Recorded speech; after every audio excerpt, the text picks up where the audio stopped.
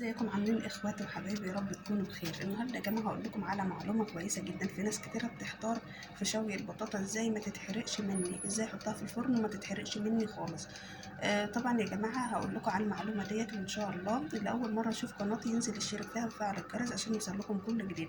ولو عجبتكم المعلومه او استفدتوا من الفيديو اعملوا لايك للفيديو. طبعا يا جماعه جبت البطاطا بتاعتي. طبعا انا كنت عامله الفيديو ده قبل كده بس انا كنت شوياها في فرن البوتاجاز. دي انا شوياها في فرن الكهرباء. غسلت البطاطا بتاعتي كويس جدا زي ما انتم شايفين كده، عشان اللي حابب ياكلها بقشرها ما يبقاش فيها مشكله او يبقى فيها طين. غسلتها كويس جدا ورصيتها على الشبكه بتاعه الفرن، مش حطيتها على الصاج يا جماعه. ده بيختلف طبعا، لو حطيتها على الصاج بتلاقيها اتحرقت من يمه كده ومش بتعجبك خالص. تمام. طبعا حطيتها على الشبكه زي ما انتم شايفين كده مستويه جدا اهيت، وزي ما يعني اكنها ما دخلتش الفرن، مستوية في نفس الوقت مش محروقة خالص.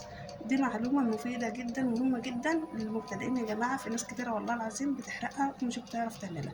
لو عجبكم بقى يا جماعة الفيديو، اللي أول مرة يشوف قناتي ينزل يشترك فيها زي ما قلت لكم، وتفعلوا زر الجرس عشان يوصل لكم كل جديد. باي باي.